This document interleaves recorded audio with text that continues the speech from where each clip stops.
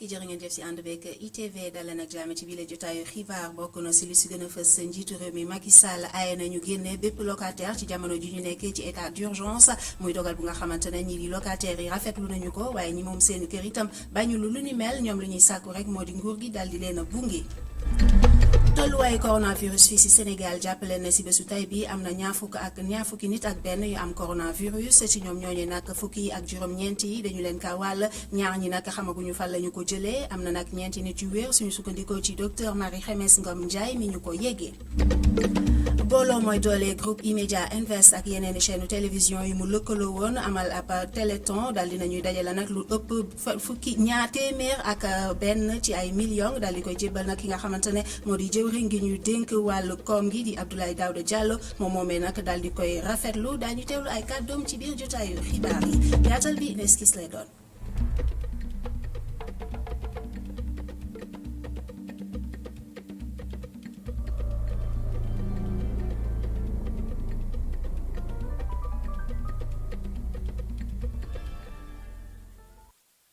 njiitu réew mi Macky Sall aaye na ñu génnee bépp locataire ci jamono gi nga xamante ne ñu ngi nekk nag ci état d'urgence lu ni mel locataires yi ñoom dañuy ko daal di rafetlu ñi moom seeni kër itam bañu lu ni mel waaye ñoom la ñuy sàkku rek mooy ñu daal di nag bunge leen ci li nga xamante ne moom la ñu nekk maam Abdou Gueye Kassé ak ki nga xamante ne moo di Souleymane Diallo doxantu woon nañu ci yenn ay koñ.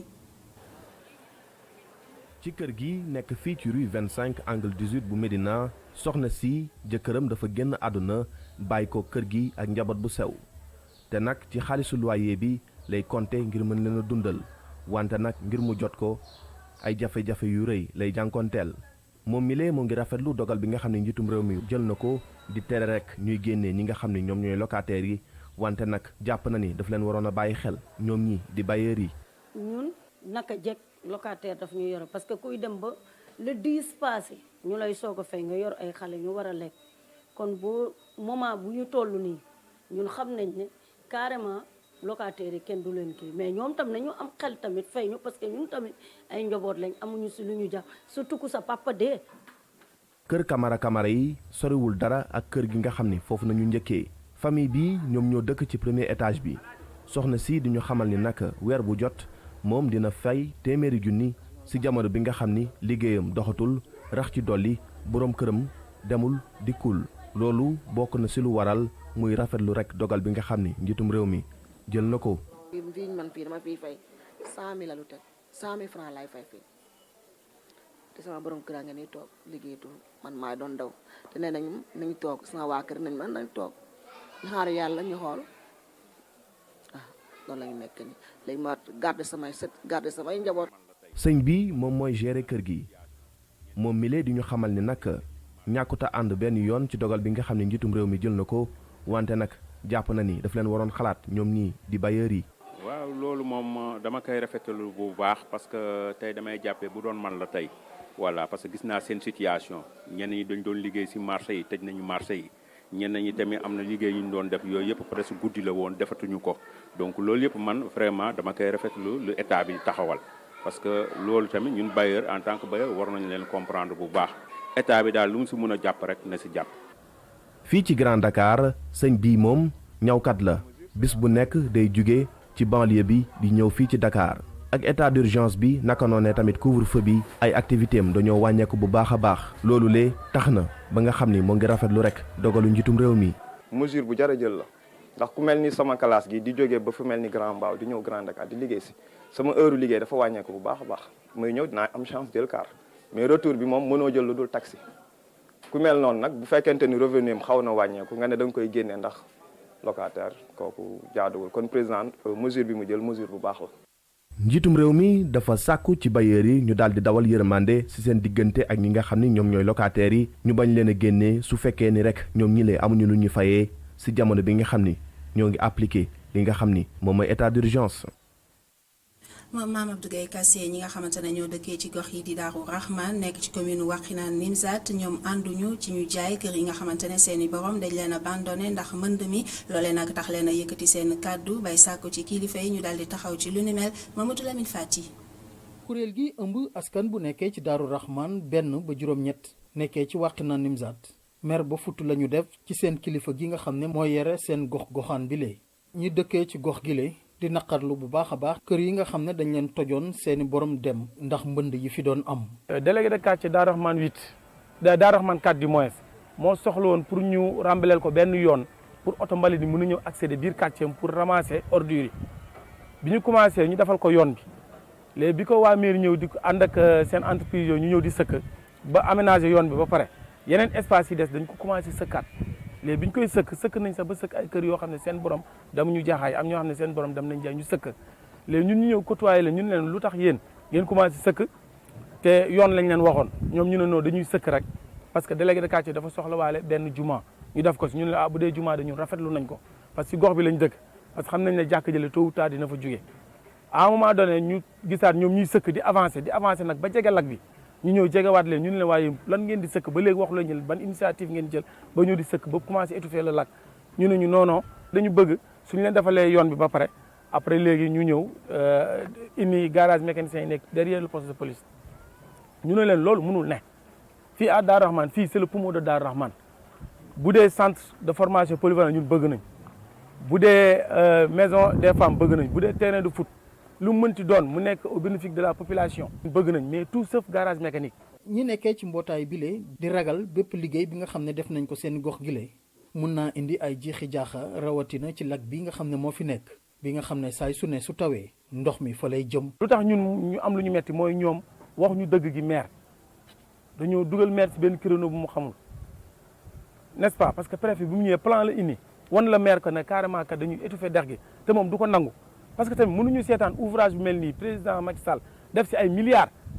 ba tey fii nii ñëpp bu tawee ñëpp dañuy tëdd nelaw ba bët set ñuy ñëw ay nit jóge fee ñëw di ñu ko yàqal après ñun ñooy subir les conséquences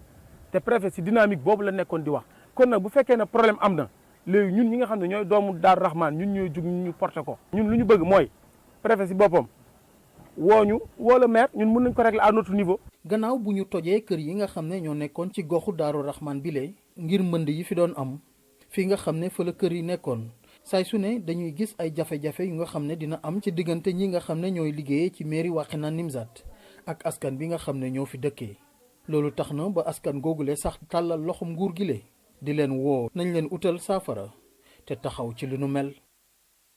ñu àddu jëmee ci coronavirus fii ci Sénégal jàppale na ci bésu tey bi am na ñaar fukki nit ak benn yu am Covid 19 ci ñoom ñoo nekk am nag fukki ak juróom-ñeent dañu leen ka wàll ñaar ñi dañu ko jëlee ci dëkk bi am na nag ñeenti nit yu wér suñu sukkandikoo ci docteur Marie Khemesse Ngom Ndiaye mi nga xamante ne moo di njiital santé publique ñu teewlu ay kàddu. ci ñeenti téeméer ak fanweeri juróom test yi nga xamante ne def nañu ko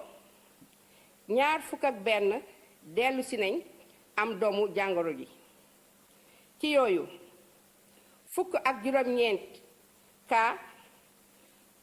ñoom mooy ñi nga xamante ne mooy cas contact moom la ñuy saytu si suñu bërëbu fajukaay yi ñaar ci ñooñu mooy ñi nga xamante ne moom la ñuy wax transmission communautaire maanaam kenn xamul kan moo leen wàll doomu jàngoro ji ci ñi nga xamante ne ñu ngi feebaroon tëdd ci bërëbu fajukaay yi ñeent ci ñooñu saytu nañ seen wér-gu-yaram kenn gisatu ci doomu jàngoro ji ñoom wër nañ te génn nañu ñi nga xamante ne ñoo des ci bërëbu fajukaay yi seen wér-gu-yaram mi ngi am tan bi feebar bi di mbas mi ñuy wax Covid 19 duggee Sénégal ba léegi ñetti téeméer ak fanweer ak juróom ci ay nit gis nañ ci ñoom doomu jàngoro ji ci ñoom téeméer ak juróom-ñeent fukk ak ñeent wër nañu te génn nañu ñaar ci ñoom génn nañu àddina am na ci benn boo xamante ne dañ koo delloo ci dëkk ba mu dëkk ci loolu ñu ngi dese fii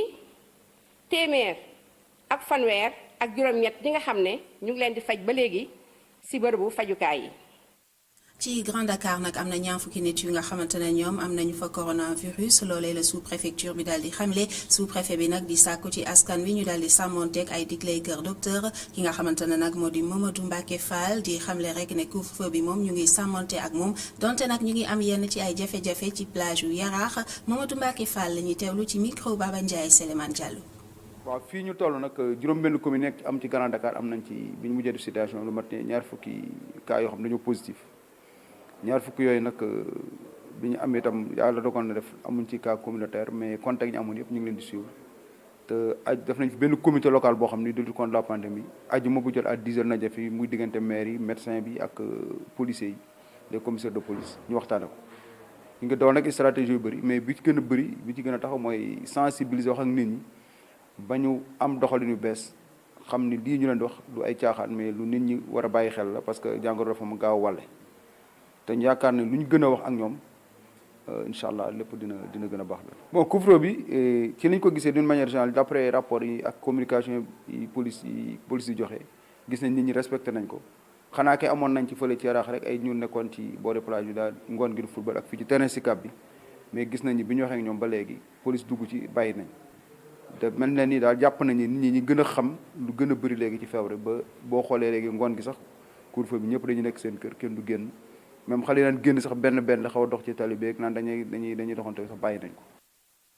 masque yi nga xamante ne ak gants yi ñuy faral di sol dafay mujjee saa su ne ci li nga xamante ne moo di mbalit yi nga xamante ne ña koy tuur dañuy nekk saa su ne ci yooyu lee mbalit te loolee nag wóorul dara si seenu kaaraange rawatina seen wér-gu-yaram Markane Souleymane Diallo. dañuy wër ci quartier Ndakaaru yi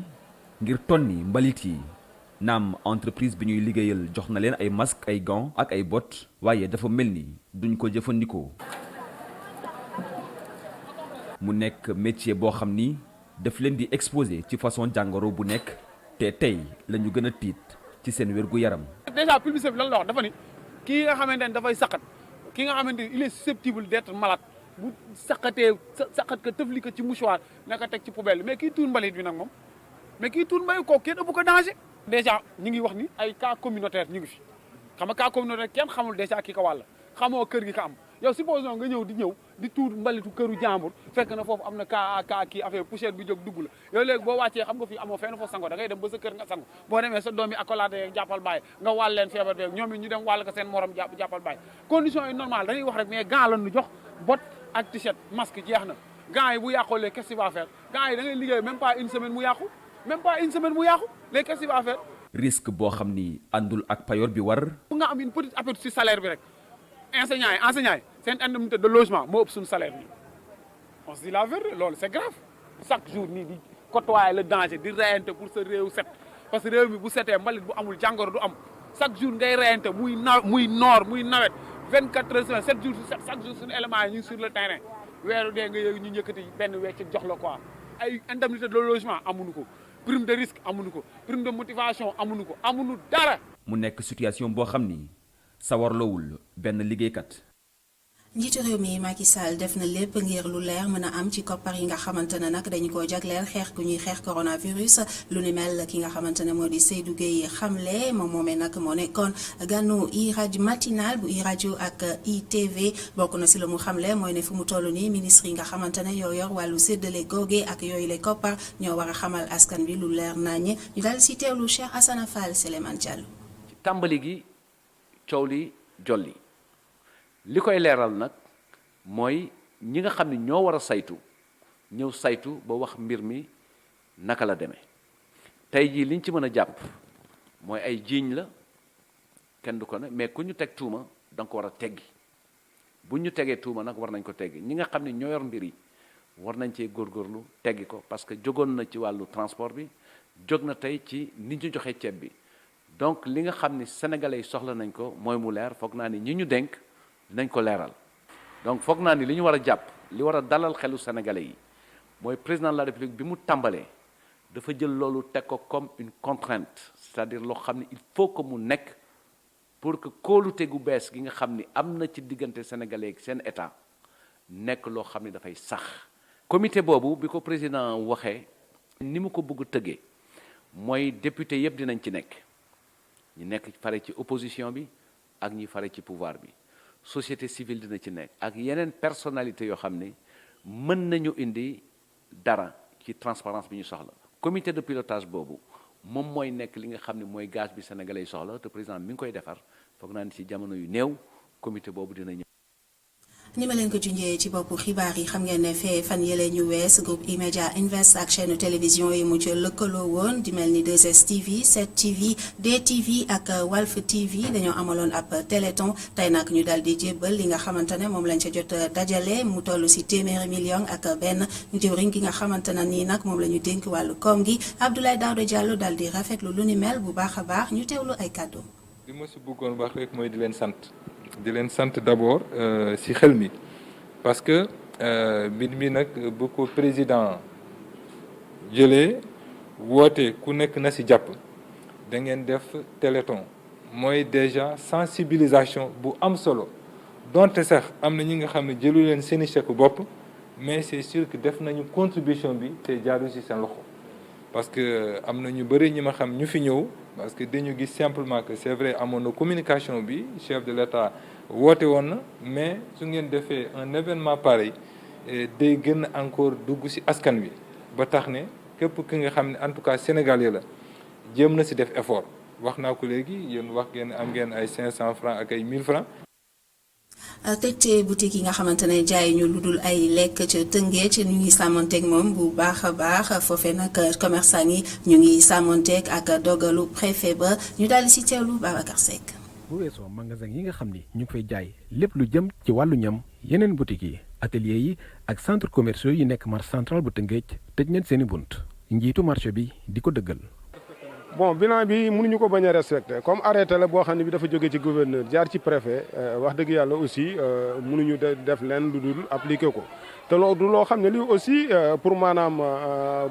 xorñooñal wala bunduxatal mais comme mesure de protection la boo xam ne bii un peu partout dans le Sénégal lañ ko jël mënuñu def lu dul respecté ko. yenn commerçant yi mën ñoo ñàkk dem ci marché bi donte tëj nañ cantine yi jaaykatu tisi bi li ko yitteel mooy njeexital bi nga xam ni tëjum boutique bi nar na ko am. waaw sama bitig a ngi nii tëj keneen ak keneen bitigam tëj na ñu ngi fii si marché bi waaw dañ doon ñaan daal préfet bu mu nee nekk ñu xool daal leneen nu ñu doxalee affaire bi 16h bi ñu waxoon ñu tëj daal baax na ànd nañ si. te ci bett yenn client yi ba bi ñëwee ci marché bi liñ doon wut mujj ñu koo am. dama ko yóbbaale maa ngi nii daal laa doon wër naa marché ba sonn aw ma sax daal. trop difficile kay da ngay dem toogaa rangé wu xaar bañ pare ba seen kii jeex nga door a mën ñëw jënd. njiitu marché bi di ñaan kilifa yi ñu gunge leen ci ay jumtukaay yoo xam ne mën nañ ci sukkandiku ndax seeni jafe-jafe mën a wàññeeku. xam ne ay ndimbal la yoo xam ne nit ñi joxe nañ ko ci préfecture bi ñu sóoraale ñi nga xam ne dañoo nekk ci marché bi te seen loxo jotul seen ginnaaw bu ko defee ñu jéem leen cee dimbale loo xam ne lii danañ ko mën a yor feeg une semaine man cee dundal seen njaboot ba gàcce du am ci ménage yi daal loolu la. bis bi njëkk bin jëmmal tëjub boutique yi ak cantine yi ci marché central bu Tëngéej jaaykat yi jëfe nañu ko te tëj boobu dina wéyandi fii ak ay bés. solu masque mën naa dem ba doon lu munta ñàkk ci gox bii di Wakaam lu ni mel nag la maire bi di Samba Bathily Diallo ngeen baal ma daal di xamle Samba Bathily Diallo moomee nag daal di xamle rek ne si fan yi daañu séddale lu toll si ñetti téeméer ak juróom fukki masque ñi nga xamante ne ñoo di askan wi Abdourahmane Li Sidi Niane. ndax ñi dëkkee ca Wakaam pare nañu sol masque par force ci koñ bi le ni ko maire bi xamle ndax mën na fi nekk ci seetlu daa mel ni ñenn ci askan wi pareeguñu ngir loolu mu mel ni wàllante bi nu mu gaawee tiitalu leen loolu muy mbir bu tukkee ci ñàkk xam ci ñenn ñi wala ci mbiru dépense kër gi bu upp boppu borom kër yi. On peut dire que ñàkk bañ a xam la rek moo tax ñuy def loolu mais mënoon nañ sol masque pour protéger seen bopp quand même loolu moo gën que même nga xam nga ñàkk bañ a xam protéger wu daal moo gën a wër. dafa am feebar bu fi jiitu corona feebar boo xam ne feebaru añ reer ndekki la ak ut dépense moo tax am na yoo xam ne nit ñi da nga naan dañuy xaru mais parce que dañu àgg particule X bëgg a daw feebar bëgg a daw dépense. ñi le moom jàpp nañu ni solub masque dafa war a doon lu war kenn waru ko forcer kenn si ku ne la war a doon rawatina bu ñuy wax si koñ bi le lu ëpp tuuti fanweeri cas. Même moom suñu ko waxul woon on va le faire puisque c'est notre santé te soo ko defee ça te protège ba tax na doo jot maladie bi et tout ak sooy wax ak nit ñi tu pourras te protéger. non bu ñëwee je suis prêt lépp lu ñu wax ñu def ko mais tamit nañu bàyyi xel que ne warul mën a nekk obligatoire bu fekkee ne nit ñi ñoom ñi wax ne ñoo koy joxe ñu indi masque yoo xam ne nit ñi dañ koy sol jël benn masque buy durer 2 heures de temps nga bëgg ko sol 4 jours di ko fóot loolu kooku yokk moo raw corona. man ni ma ko gisee mooy maire bi moom amul pour ne moom mu ngi imposer nit ñi pour ñuy sol masque par force lii adduna bi yëpp la wër xam nga ñun dañuy takk ay masque bien avant moom muy wax waxu masque donc muy wax ne day imposer nit ñi pour ñuy takk masque par force. mu di ay matukaay yu ñu war a jël ngir dakkal lawalu mbas mi rawatina jamono ji nga xamante ni ñu ngi fiy wax waxi cas communautaire mooy maanaam nit yuy amee feebar bi te duñu xam fu ñu ko jëlee.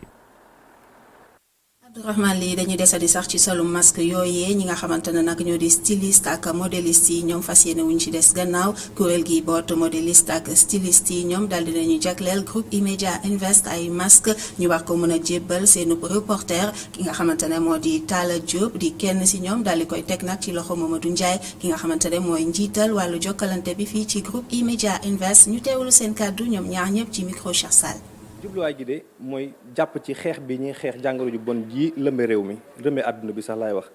ni ñu ci jàppee ku ci nekk sa wàll ñi am ay milliards ñi ngi joxe ñi am ay millions ñi ngi joxe ñi am gel ñi ngi joxe ñun nag ci suñu doole en tant que tailleur ñi mën a ñaw masque te am xarañ gi ñu ne nan ñaw ay masque may ko population surtout population yi nga xam ne xamuñu na jàngoro jaa ngi def ay gaaf ci réew mi ñu fekk leen ci seen bërëbu liggéeykaay wax leen ne ngir yàlla sol leen masque yi ngeen aar seen bopp aar seen njaboot waaw E-Media de moom bi ñuy defaree masque yi ba ci digg ba danoo xalaat nag ci ñi nga xam ne ni danoo yàgg a bégal danoo yàgg am cofeel ci ñoom ñu ne ñooñu moom li ñu leen di delloo la njukkal mooy jël tuuti masque barkeeloo ko ci seen liggéey ba jox ko ñi nga xam ne ni jàpp nañu ñu ngi ci terrain bi chaque jour te ñu ngi dajeeg façon nit bu ne di leen interviewé xamuñ ndax ñii am nañ ko wala amuñ ko ndax y a des porteurs sains am na ñoo xam ne am nañ jàngoro ji te tëdduñu. naam ay tailleur lañu naam xëy na peut-être affaire médecine ak affaire fagaru xëy na du seen wàll mais aussi war nañ ci mën a indi seen wàll ñaw li nga xam ne peut-être bon day méngoo masque hygiénique yi ñuy santaane te ñu def ko mu rafet lool mu jekk lool ñu ne tamit dañ ci indil groupe E-Media wàllam kon nag loolu ñun direction générale yëpp ñu rafetlu ko journaliste moom fu nekk day dem di taataani information kon nag kooku bu mbir mu mel ni amee ci dëkk bi donc war nañ ci indi seen contribution pour jéem a aar journalistes yi jéem a sàmm journalistes yi parce que ñoom ñoo leen di bëggal suba ngoon. kuréel gi ñu naan solidarité agissante nekk sa ñaari tali ak li ko wër ñoom itam daal dinañuy jébbal ay masque ki nga xamante ne moo di sous-préfet bu Grand Dakar ngir mu daal di koy séddale ñi nga xamante ne ñoo di askan wi Aziz Ñing moo yore seen kàddu ñu teewlu ko ci micro Baba Ndiaye. bi ñu xoolee xam ne Covid 19 yi dugg na ci réew mi ñun li ñu njëkk a def mooy wut ay flyers li ñu njëkk a def mooy wut ay eau de javel ay gel alcoolique wut li nga xam tamit moom mooy ay savon pour mu di ko jox doomu aadama comme ñun ñu koy faral defee ndax sant ci mbiru solidarité lay dox guddi ak bëccëg wax naa ko léegi ci kanam le sous-préfet ne ñun ñoo ngi ci koor yi ñun ñoo ngi ci tabaski yi ñoo ngi ci korte yi ñoo ngi ci lépp loo xam ne tamit macha allah réew mi da koy jëfandikoo kon tey moo waral ñun ñëpp ñu mobiliser wu ñëw indi lu toll ci 50 masques pour jox le sous-préfet de Grand Dakar comme ni ñu ko defee centre santé bu Grand Dakar comme ni ñu ko defee tamit district centre bu nekk Gaspard Camara comme ni ñu ko defee tamit centre Bourguiba comme ni ñu ko defee tamit poste bi nga xam ne moo nekk fi ci Grand Dakar bañ nañ ko sax ba yenn doomu Grand Dakar yi dëkk Kër Massar tamit dañ leen jox ay masques pour ñu yóbbu ko foofu ci seen hôpital yi nekk foofu loolu yëpp boo gisee ñu koy def nag pour xeex li nga xam ni moom mooy Covid 19 bi ñuy ñaan nag yàlla na dem. te buy demee yàlla nañ fi bàyyi yàlla mi nga xam ne mooy sàmm te ku mu sàmm nga sàmm yàlla nañu sàmm ba ñu amat bañ toog am 0 cas yàlla mën na ko yàlla ko yàlla def ñu daal ñoo ngi wax ni ñëpp nañu xeexandoo dóorandoo ngir corona jóge fi. ñu àddu jëmee ci njàng meek njàngale mi donte nag l'école yi tëj nañu waaye ñi nga xamante ne ñoo di l'école yi ñuy fayee ñoom ñu ngi def seen kéem kattan ba di amal njàng mi waaye nag ci lu ñu naan à distance jaare ko ci ay vidéo conférence ci noonee nag donte léeg-léeg sax internet bi andi ay jafe-jafe ki nga xamante ne moo di Samuel Faye la ñuy teewlu moom nag njiit la ci groupe ISM. ñun lu ñu def mooy waxtaan suñu biir xool outils yi nga xam ne am nañ ko ñu amoon logiciel plateforme bi nga xam ne acquériroon nañ ko jëndoon nañ ko il y a de cela 1 an ñu jël plateforme boobu généraliser usage am plateforme bi lan la dafa nekk plateforme bi nga xam ne permettre na étudiant bi fu mu mënti toll mu connecté wu di gis profam mën a jonganteex profam mën a waxtaan ak moom mën a participer cours bi bés bu nekk lu toll ci 5000 étudiants ñu ngi connecté wu ci plateforme bi pour continuer seen cours lu toll si 200 prof formé nañ leen pour tey si semaine bi ñoom ñëpp ñu mun a continuer seen am na ñi nga xam ne am nañu problème am connexion jéem nañ ci wut ay pexe bi mooy lan mooy ñu ngi waxtaan fu ñu toll nii ak ay entreprise ak ay partenaires pour xool nu ñuy amee bande passante bi nga xam ne soo buggee connecté wu ci plateforme bi du soxlaati nga jënd connexion wala nga am connexion internet. di ay kàddu yu Cheikh Assane Fall doon taataan yegsi nañu ci pàcc ba ñuy saytoo tolluwaayu coronavirus ci diwaan yi ci Sénégal tey nag dañu dem ba Touba daal di fay fekk Gora Ndaklu. Oumou Khayri ñu lay dalal ak jàmm ci Touba di capitale du mouridisme li ñu mën a jàpp nag moo di ñaareelu cas bu jóge ci transmission communautaire am nañ ko fii ci diwaan bi loolee def ko nag ñaar fukki cas ak juróom-ñett ci ñetti téeméer ak fanweer ak juróomi cas yi Sénégal amagul te jëwriñ ci ñu dénk wàllum paj meeg paju gi di ko xamle boobaak léegi nekk weer ak lu topp ci li ñu mën a jàpp nag ci cas bu yees bi nga xamante ni mu ngi jóge ci transmission communautaire kookee nag góor la toll ci lu war a mat ñeent fukki at waaye te di vigile foofe ca marché Ocass di bërëb boo xamante ne ni xam nañ ko te askan wi dañ fay dem lu bëree bari tax na nag loolee nag tax ñi nga xamante ni ñoo yor paj meeg paju gi ci diwaan bi jóg fas yéene def ab line listing maanaam fexe ba ràññee ñi nga xamante ni ñoo di contact gu waajoo ji lee nga xamante ni ginnaaw ba ñu ko testé dafa positif ci Covid-19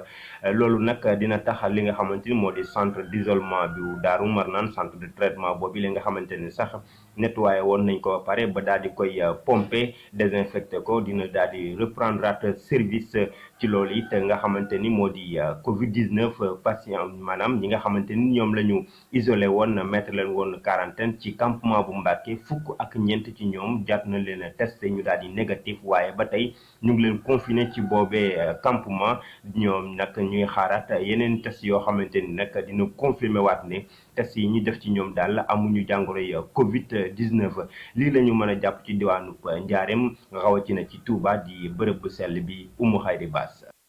Gora Ndaklu jërëjëf si noonu sax la ñuy ndax keppe bi la jotaayu xibaar mbokk yi jërë ngeen jëf si teewlu gi ci kanam tuuti beneen jotaayu xibaar ngeen di ci ànd ak Assane Gueye jërë ngeen jëf.